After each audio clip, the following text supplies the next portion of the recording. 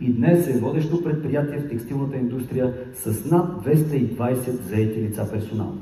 Един от големите производители и износители на широка гама от висококачествени конци, прежди за ръчно плетиво, както и хавлияни изделия с стабилни позиции на международните пазари. Фирмата разработва и налага на международните пазари собствен бранд Performance. Компанията осигурява собствен превоз за служителите от общините Павел баня, Казанлък и Мъглиж или компенсира част от разходите за транспорт. Предлага конкурентно възнаграждение, ваучери за храна, допълнителни стимули, въвеждащо обучение и ясни възможности за развитие. През тази година този работодател наема 60 търсещи работа лица, от тях 14 младежи до 29 години и 7 лица над 55 годишна възраст. Фирмата активно включва хора от уязвими групи и доказва, че социалната отговорност не противоречи на устойчивия бизнес. Напротив, тя го подсилва. Моля на сцената да заповядат представителите на България Текс АД. Наградата ще им връчи госпожа Иляна Жекова, народен представител и член на Социалната и демографска комисия в Народното събрание.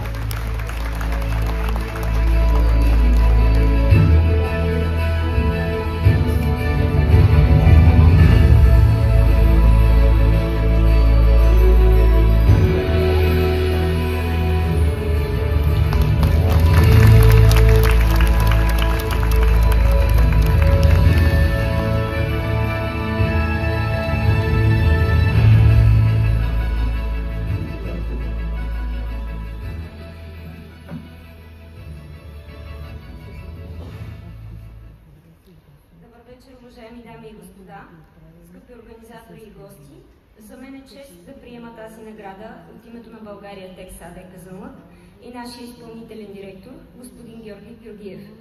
Сърдечно благодарим на Агенция по заетостта за признанието и усилията да насърчава работодателите, които поставят хората в центъра на своята стратегия. Извинявайте, малко по-близо до микрофона.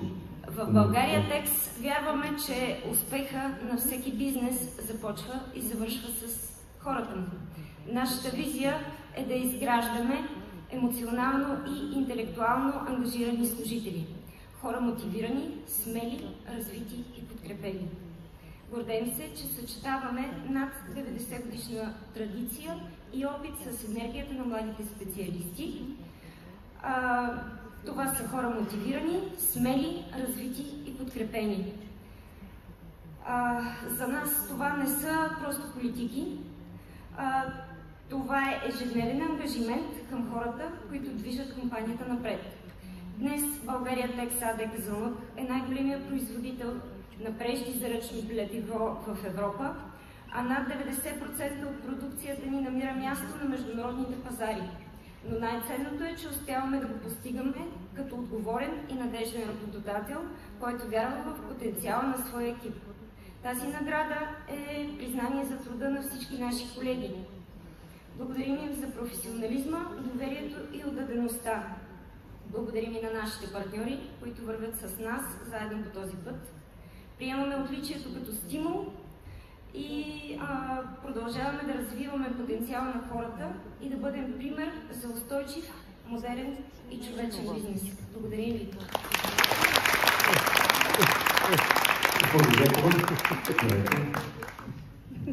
Благодаря ви.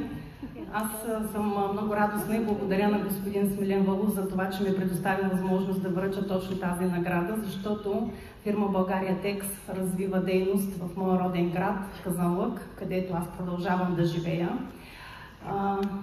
Познавам работата на България Текс, защото назад в годините, докато бях директор на дирекция Бюро по труда Казанлък, съм имала много пъти възможността да работя с мениджърският екип на фирмата. И всъщност знам, че всяка година те надграждат усилията си да подобрят условията на труд в производствените цехове. Също така и се стремят да въвеждат нови иновативни технологии, които да подобряват качеството на работа и на произведената от тях продукция. Същевременно с това фирмата осъществява много добри партньорски контакти с дирекция Бюро по труда Казанлък. Адмирации за колегите, защото те си свършили професионално работата, за да има толкова много устроени на работа лица.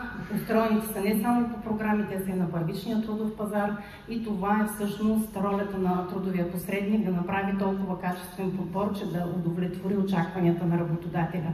Благодаря ви, скъпи колеги, които са служители на дирекция Бюро по труда, за усилията и професионализма, който влагате ежедневно в работата си. Благодаря на работодателите за това, че са достойни и доверени партньори на Агенция по заетостта. Благодаря.